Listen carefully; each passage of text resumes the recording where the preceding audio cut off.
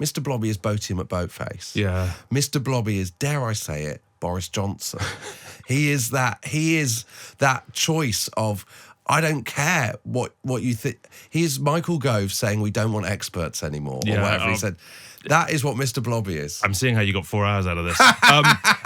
Josh Widdicombe has been a regular feature of the TV comedy circuit for the past 15 years, appearing on the likes of Taskmaster, QI and Live at the Apollo, as well as co-presenting Channel 4's The Last Leg. But now he's finding further success with his latest podcast, Museum of Pop Culture, a bi-weekly dive into the weird and wild of pop culture stories. And I'm delighted to say Josh joins me now. Josh, hello. Hello, how are you? I'm good. Welcome to Times Radio. Thanks for coming in. Pleasure to be here. It's good to have you. So look, podcasts. You're an old hand at podcasting. This isn't your first podcast. Parenting Hell, which you co-host with your fellow comedian Rob Beckett, has topped the charts for like half a decade. Yeah. And you've got the 90s football show, Quickly Kevin Willie Score as well. That's done really well. Why this one? Why this one? Because genuinely, it's a classic. I wanted it to exist and it didn't, so I had to make it. Well, I didn't have to. But I love those long-form podcasts where it's, the rest is history, where it's 4 episodes on whatever, or Uncanny, which is about ghosts, or Real Dictators, or... but they're all kind of... I presumed there'd be one on pop culture because they're these kind of the richest stories of all, because you've worked in kind of radio and the journalism and that kind of world enough to know they are the maddest of all the people.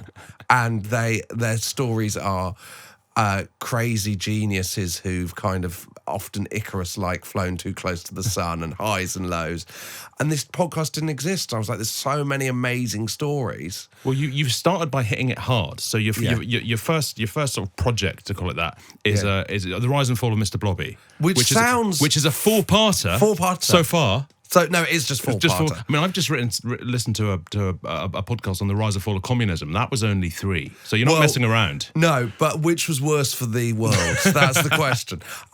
No, but I think there's this kind of feeling that because these things are low culture, so to speak, that they don't matter, or they're not as intricate, or they're not as interesting as, say, 4 parts on Arthur Scargill or whatever. But actually, these things they say so much about the country, about the time, about the way we consume culture. Like, if you think about the 60s, you think about the Beatles before you think about Harold Wilson. If you think about the 90s, I'd say you probably think about Oasis or Euro 96 before you think about Tony Blair. Or indeed Noel Edmonds. Edmonds, yeah. Absolutely. So, I mean, I don't want to ask you for your favourite... I am going to ask you for your favourite Mr Blobby fact out of 4 whole episodes. That seems harsh. I'm really asking you to fillet it down. What will I learn about Mr Blobby that I don't already know? You will learn about Mr Blobby that at one point they claimed that every household in Britain, such was the sales, owned one piece of Mr Blobby merchandise. Wow. Which I don't believe is true, but they do claim it. I don't think we did. No, I don't. Yeah. I can't imagine. There was a member of the Tory cabinet. Well, quite. Yeah, coming back to a Mr Blobby lampshade. I don't remember it on our mantelpiece. I may be forgetting. But I imagine there's people buying a lot that is skewing. I imagine it's the mean rather than the median.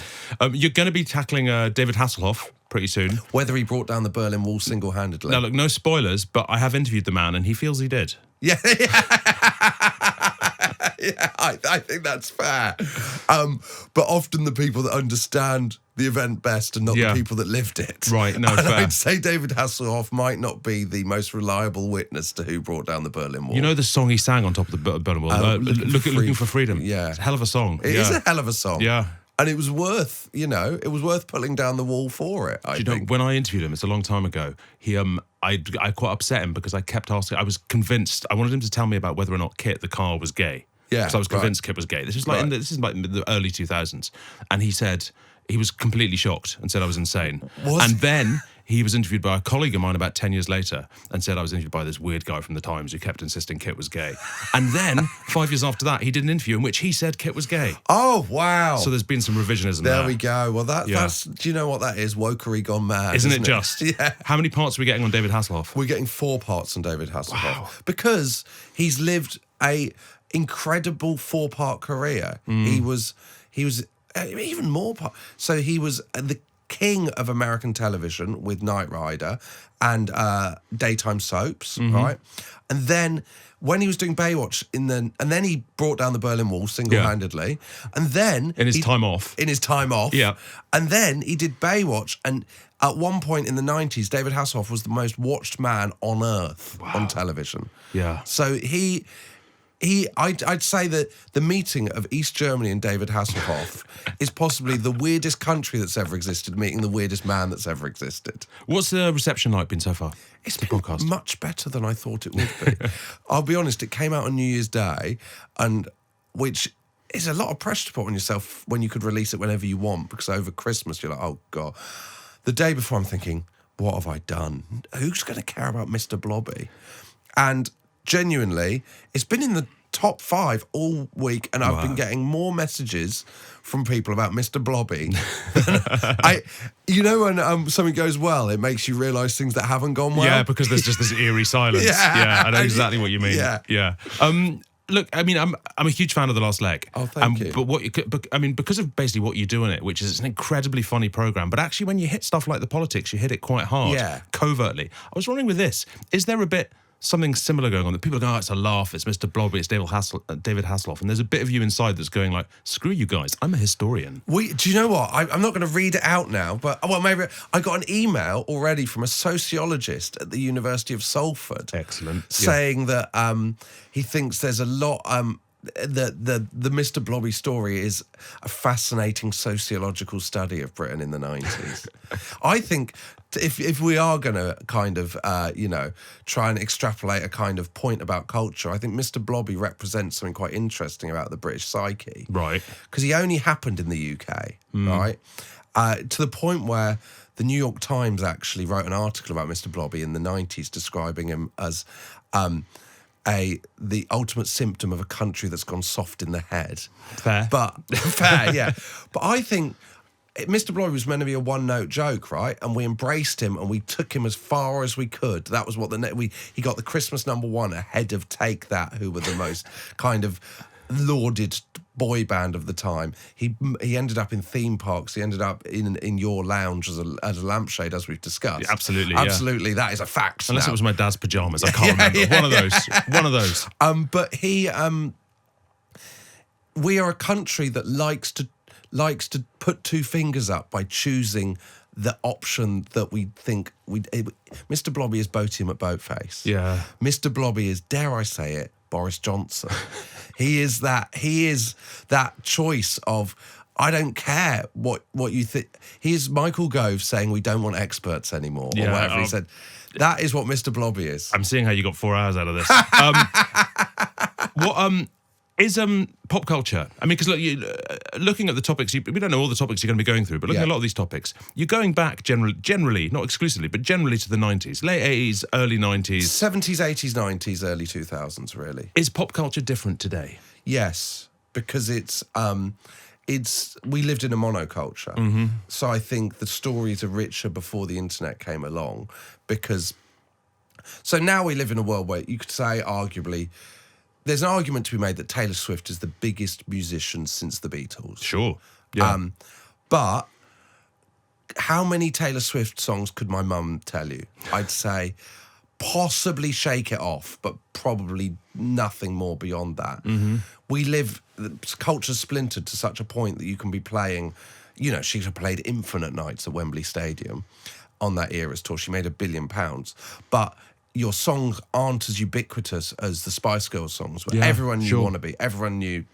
Do you know, say you'll be there. I remember a few years ago reviewing the Friends reunion, and trying to explain in a TV review what the cultural import was of Friends at the time. Yeah, and it was basically like saying it was kind of like Facebook.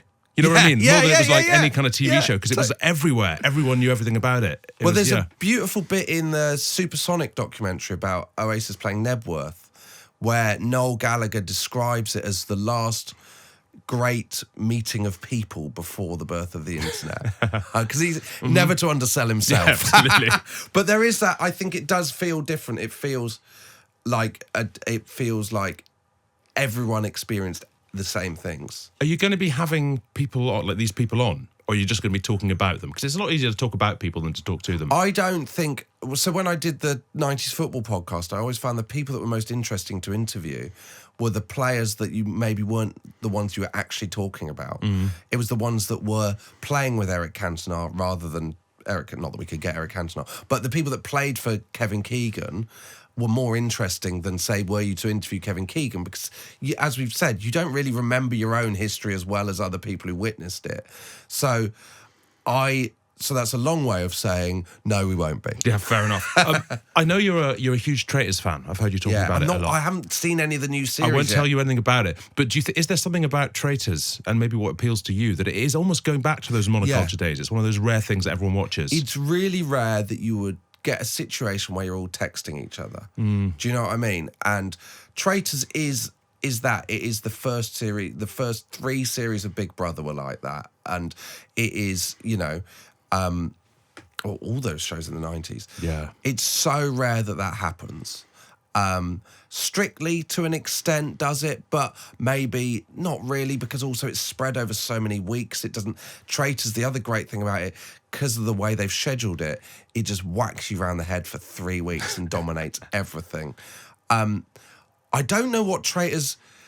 I got asked in an interview when I was doing that, what do you think it says about now? And I don't know. It's really so difficult to say, isn't it? It's sort of... It's a very culturally aware reality show. It's a reality show that understands the historical hinterland of other reality shows. Yes, totally. And I actually think, and there's something to be said, and Rob Beckett said this to me, so I won't claim it as my own observation. Don't worry, we can edit that back. Oh, okay, yeah. He said the reason it's being talked about so much is because it's the first reality show that's been made for middle-class people. Ah, interesting. So we, and I would consider myself the kind of middle-class, kind of, dare I say it, Times Radio. Yep. We don't watch Love Island or... I do. Yeah, you would. But it's an exception. When you see Elizabeth Day talking about reality TV, that's kind of interesting that she's such a big fan of it. But like Love Island or I'm a Celebrity or whatever, they've been doing a lot of these things maybe, but Traitors has made it, kind of packaged it in doing a it for the different way. Waitrose classes. Doing it for the Waitrose classes. Claudia, I don't know whether lovely that's jumpers. true, but that's an interesting I think that's kind a of great take. observation. What else have you got coming up then? Post David Hasselhoff. There's no live Bobby and the post Hoff. David Hasselhoff. I'm going back on tour in February. Yes, not my cup of tea. It's Correct. It's a title. It's called. I'm not saying. No, well, everyone's entitled to their opinion. What are you going to be doing on there? So we did the first leg from September and October and November, and then it's back. It's the same show. It's like the second leg, last chance to see it. Right. My stand-up, I love just doing minutiae, tiny observations about minutiae. There is no news, there's no satire, there's no big points about what Blobby means to the nation. It's pure observational comedy, which I kind of find really exciting to do because a lot of people imagine comedy now as an eternal battle over the trans debate. But I kind of find it quite exciting just to do pure observational stand-up about day-to-day life. And does the stand-up feed into stuff like the podcast? Does stuff like the podcast feed into the stand-up, or do you keep them rigidly separate? I quite like to keep them rigidly separate, actually. Nice. Yeah. And I think you get to do different mediums, for want of a better word. Yeah, podcast or books or stand-up or TV, and you go, okay, this suits this better. Do you know what I stopped drinking and I was like, maybe I should talk about that as stand-up, because people talk about these things that have been big life things.